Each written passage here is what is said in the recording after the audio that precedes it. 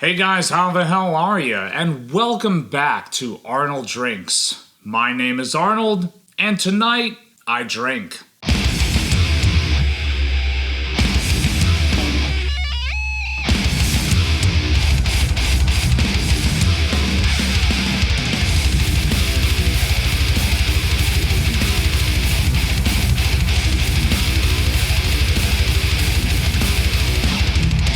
So welcome back once again to Mini Bottle Monday, the series where we take a look at stuff that we can get in these little 50 milliliter airplane bottles. Every so often you can find something really cool, something really interesting, something that you're curious about and you want to spend the money on a fifth or maybe even something larger, but you have no idea what you're getting yourself into. So why not give it a try with a mini bottle if you can find a 50 milliliter or 100 milliliter of that particular whiskey. Today, I'm very fortunate enough that I happened to find a Tomintoul 21 year. So this is a 21-year-old Speyside single malt Scotch whiskey. So it doesn't say anything about any special finishing, so I'm led to assume that there really isn't anything like a bourbon cask finish or a sherry finish or anything like that. Straight from the cask that it was aged in and then proofed down to the 40% alcohol by volume. This is an 80 proofer. So for the 50 milliliter airplane bottle, I think I paid right around $16 for this. It is what it is. Rather expensive for a 50 milliliter, but at the same time, it's a 21-year single malt. Let's dive in. Let's see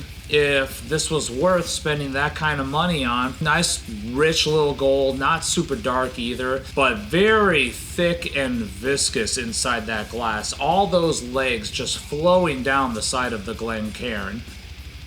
Definitely getting a lot of fruit notes, a lot of different fruit notes. There's a lot going on with that. Definitely some pear, a little bit of maybe green apple, freeze-dried apricots, peach slices, also kind of an earthiness, maybe a little bit of oakiness trying to come out in the aroma, maybe fresh cut grass. So it's definitely floral, it's definitely a little bit of veggie that's in there. Let's give it a sip. Rather good, I'll tell you that. Definitely getting that sort of earthy, kind of fresh cut hay, fresh cut grass thing right off the bat. And then that sort of gives way to a lot of the fruit notes that we were detecting on the aroma. But there's definitely a certain vegetal, I guess would be the word to describe it. There's definitely that sort of thing that's going on right from the moment that this enters your mouth. Giving way to the peach, giving way to the apricot, and the freeze-dried red fruits. Let's go in for another sip. Good astringency, pinching the cheeks a little bit. The finish itself is rather immediate, rather impactful, kind of dries out the cheeks super fast and gives you a nice hit of a pepper spice on that back end, like really fast, and then it just immediately dissipates, goes away, and you're left with this dry, astringent, leathery, tobacco-y finish, but still with a little bit of that spice, a little bit of that fruit note kind of lingering. I mean, even now it's still going. That's kind of a nice long finish for this, which is really nice. One more time for good measure.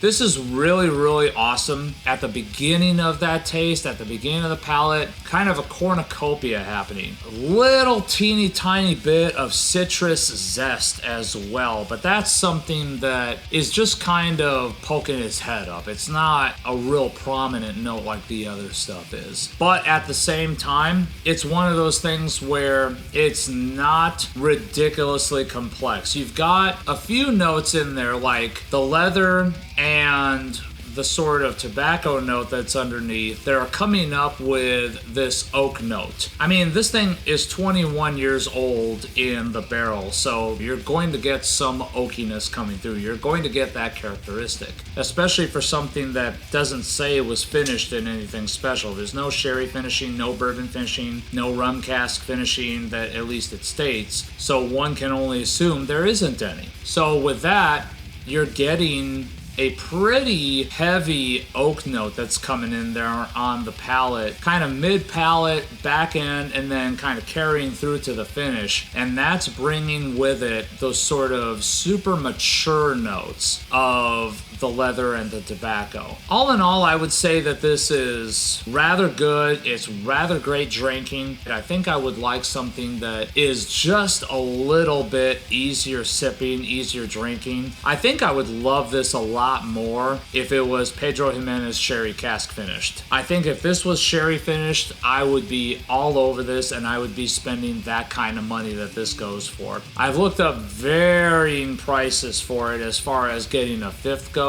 everywhere from about $150 to $250. Not my jam for that kind of money. For $16 for a little 50 milliliter, I consider this money well spent. I was able to check it out. I was able to find out if I liked it or not. I do, but not to that level of commitment.